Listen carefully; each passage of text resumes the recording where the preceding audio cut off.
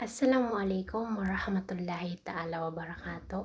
Hi everyone, it's me again, Zainab. Welcome back to my channel. Kumusta po kayong lahat? I hope nasa mabuting kalagayan kayong lahat. At lalo na, nasa ibang bansa tayo. Lagi tayo magdua kay Allah subhanahu wa ta'ala na sana lagi tayo nasa mabuting kalagayan at malayo sa sakit.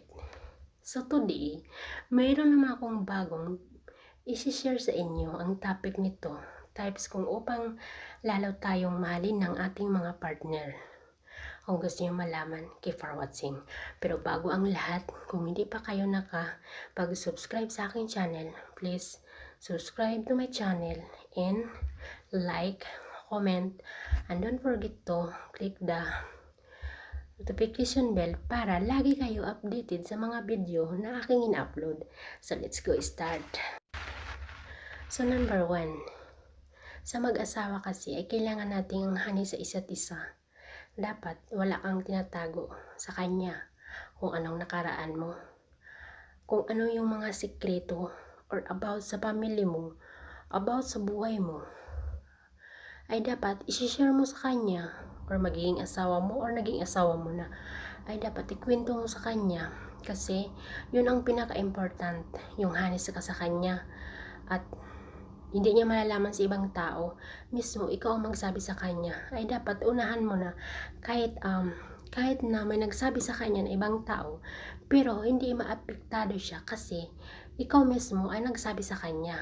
So, okay lang sa kanya kasi sabihin lang naman niya, oo, alam ko kasi sinabi yung asawa ko. Pero kapag hindi ka hanis, tapos ibang tao makapagsabi sa kanya, so yan ay nawalaan na siya ng gana sa'yo, nawalaan na siya ng tiwala. Kasi dapat talaga maging hanis ka sa kanya. Yung bang hindi siya mawalang tiwala sa'yo. Kaya yun ang the best sa asawa. So step 2, dapat trust. Dapat kasi trust tayo sa ating mga partner. At lalo na yung naka-online, pero hindi naman agad-agad nag-reply. At pagtatawagan mo, hindi naman sinasagot. Huwag po agad-agad magalit. Hintayin mo muna kung ano yung ipaliwanag niya sa'yo. Malay mo ba, naka-online nga yung wifi niya, pero hindi naman nag-reply sa'yo. Malay mo ba may dahilan, malay mo natutulog siya, or malay mo naliligo siya, or malay mo naiwan niyang phone niya, nasa work siya, kaya hindi siya agad-agad makareply. So kailangan mo na alamin bago ka mag-react, at huwag magagalit ng basta-basta, at huwag magsabi kung ano-ano yung ikagalit ng asawa mo. Ay dapat pakinggan mo muna kung ano yung sinasabi niya, ano yung reason na bakit hindi siya nakapag-reply siya agad-agad.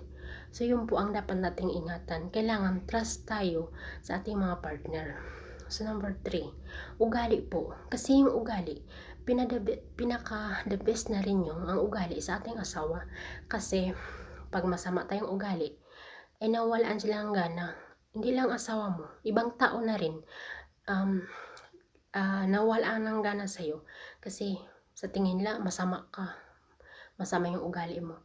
Ay dapat yung ugali natin ay lagi po nasa mabuti sa tingin ng ibang tao, ay tayo ay mabuti sa kanila. Kasi pag ibang tao na proud sa'yo, ano pa kaya ang asawa mo? Proud din sa'yo, diba? So dapat ugali. For example, mahal mo ng asawa mo ng sobra-sobra, ay dapat mahalin mo rin yung pamilya niya, yung parents niya, yung kapatid niya. Kung ano yung pagmamahal mo sa tunay mong magulang, ay ganyan din ang pagmamahal mo sa kanyang magulang. Kung anong pagmamahal mo sa tunay mong kapatid, ay ganyan din ang pagmamahal mo sa mga kapatid niya. Kasi pag nagawa mo yun, ikaw na yung pinaka-the best na asawa. Kasi yun ang mga types ng lalaki na asawa nila, na mahalin ang kanyang parents at mga kapatid. Kasi pag mahal mo ang mga parents niya, isa na rin sila na support sa iyo. Isa na rin na nagsusupport sa iyo. Mga bagay na sometimes nag-aaway kayo ng asawa mo, ay isa na rin doon, nagsusupport sila. Pero kung masama kang ugali, sabihin nila, buti ngayon iwan mo yung asawa mo kasi masama naman yun, di ba? So dapat kung mahal mo ang asawa mo, ay mahalin mo rin yung pamilya niya, di ba? Yun ang pinaka the best. Pag nagawa mo yun talaga, ikaw na yung pinaka the best na asawa. So number 4 na tayo. Ang number 4 ay kailangan pagkatiwalaan. Yung bang pagkatiwala ng asawa, yung mga about sa pera, for example, yung husband mo nasa ibang bansa, ikaw nasa Pinas, porkit na nakasahod yung husband mo ng malaki, ikaw uupo ka lang. Pag nagpadala, ikaw ay nagpariban ng buhok or bibili ng gamit na mahalin, or kakain ng mahal na restaurant. Pagkaubos ng pera, ay hihingi ka naman. Ay hindi po yun dapat gawin ng isang asawa. Kasi dapat magtulungan kayo. Kung ano mga pangarap niyo sa buhay, ay dapat ay pantay-pantay kayo magtulungan. For example, kung may pera man na pagkatiwalaan ng asawa mo sa iyo, ay dapat huwag gastos-gastusin kung ano-ano man na hindi naman importante. Ay dapat gaya ng maghanap ka ng business na hindi yun na yung pera para pagawin ng asawa mo, may makikita din siya na yung pera niya ay minamanage mo rin, nasa maayos, hindi yung winawaldas-waldas kung ano yung binibili mo, diba? Kasi dapat din tayong mga babae ay wag maarte. Dapat marunong tayong mag-business din.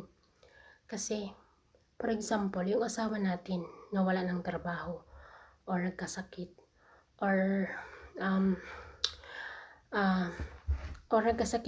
or wala ng sahod or na-stop sa work. So paano na lang? Ikaw na babae, hintay ka sa papadala. So dapat po marunong po tayo mag-manage sa pera ng ating asawa pag lalo na sa ibang bansa. Para mas lalo po yung tiwala niya, mas lalong napupuno ang pagmamahal niya sa iyo. Kasi yung pagkatiwalaan ka niya about sa pera, about sa anak mo, sa anak ninyo, ay pagkatiwalaan ka niya, wala siyang masabi. Ikaw ay perfect na asawa talaga. So dapat yun ang ating tandaan. Kailangan din kayo magtulungan.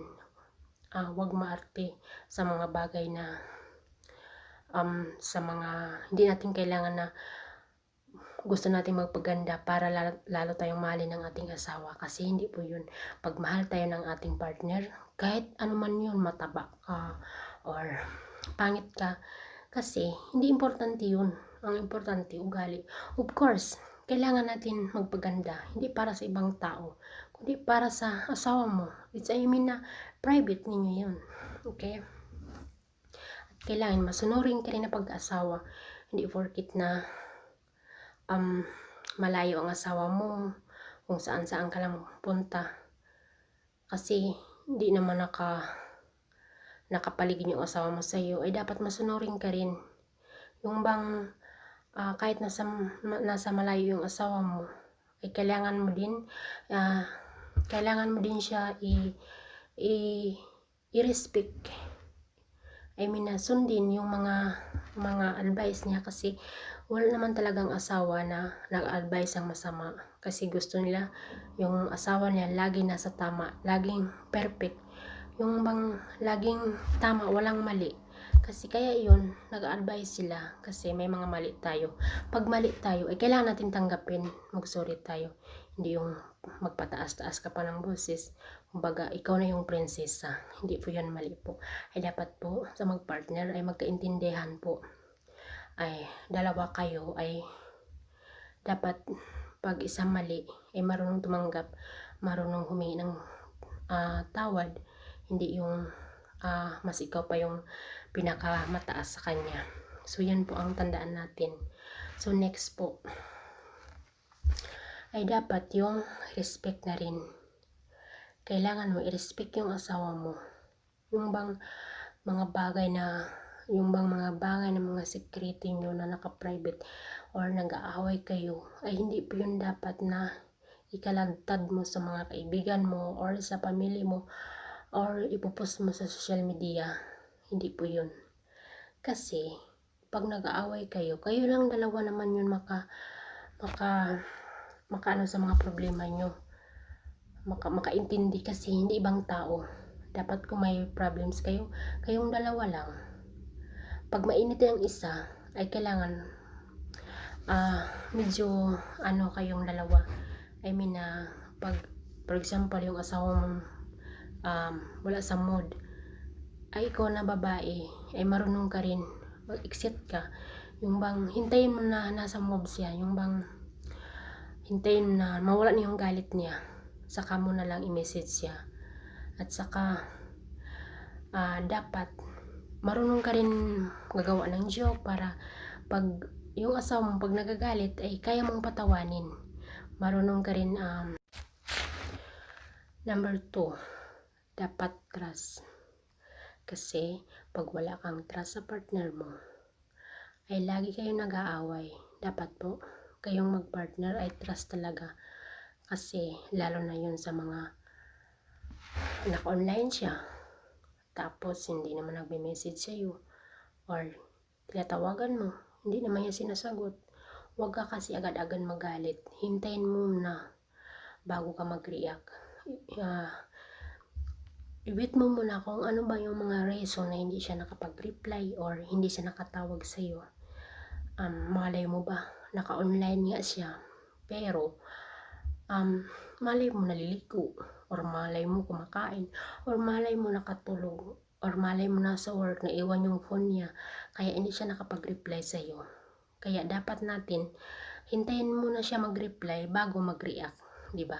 So yun ang number 2. Number 3, ang number 3 po, ugali. Kasi pag maganda yung ugali natin, mas lalo tayo mahalin ng ating asawa. Kasi yun ang hinahanap ng isang lalaki, yung ugali. Hindi naman yun porket na maganda ka, mahalin ka na ng mister mo, hindi po. Kailangan maganda ka, maganda yung ugali mo, mas lalo kang mahalin. Kasi maganda ka pa, maganda pa yung ugali mo. So of course, na yun ang hinahanap ng lalaki. Ba't pa siya maghahanap ng iba, diba? Kasi lahat nasa iyo na. So yung ugali po, kung mahal mo ang mister mo, so mahalin mo rin yung parents niya, mahalin mo rin yung kapatid niya. Kung anong pagmamahal mo sa tunay mong magulang, ay ganyan din ang pagmamahal mo sa magulang niya. Kung anong pagmamahal mo sa tunay mong kapatid, ay ganyan din ang pagmamahal mo sa kapatid niya. Lagi mo ikumusta. Kumusta pala si mama mo or si papa mo or si nanay mo, ganyan, kung anong tawag mo sa kanya, or si tatay mo.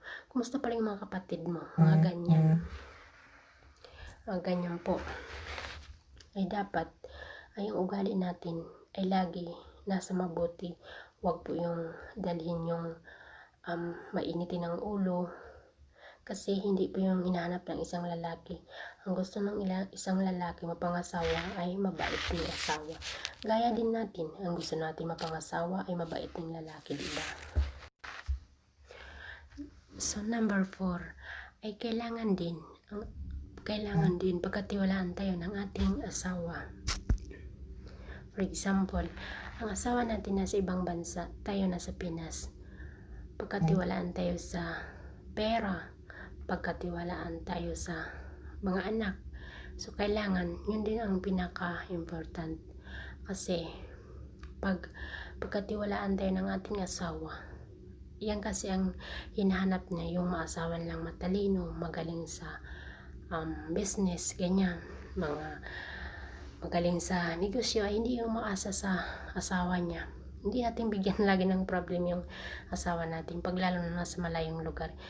Porkit na nasa abroad yung asawa natin ay uupo na lang tayo, hindi na lang tayo maghanap, hintay lang tayo ng papadala. Hindi po yung pwede.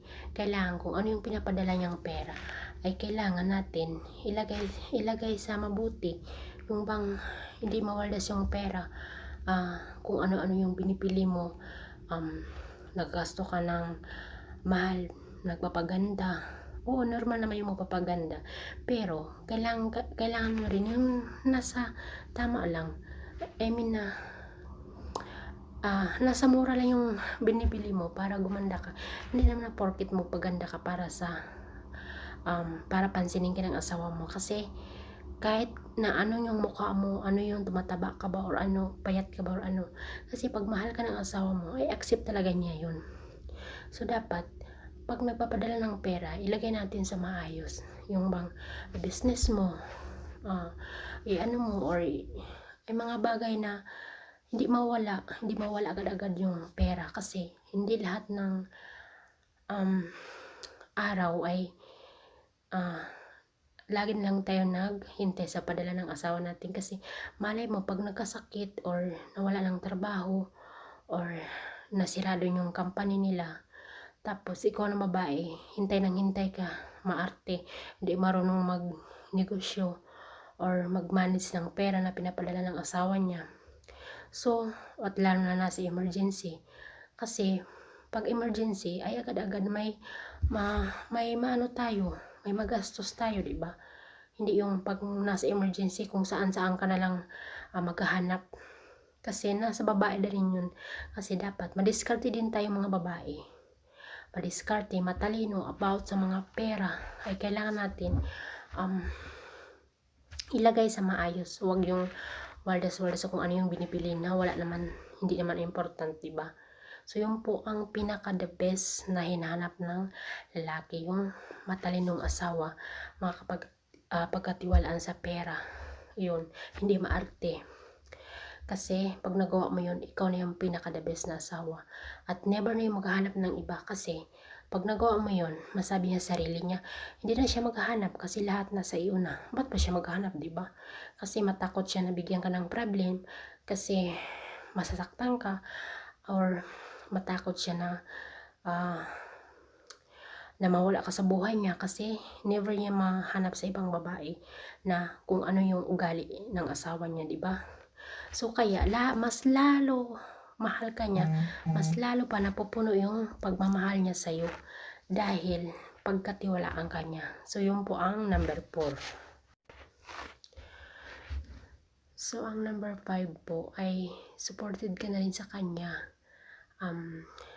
Lagi mo siyang kumustahin. For example, nasa work siya, lagi mo siyang kumustahin.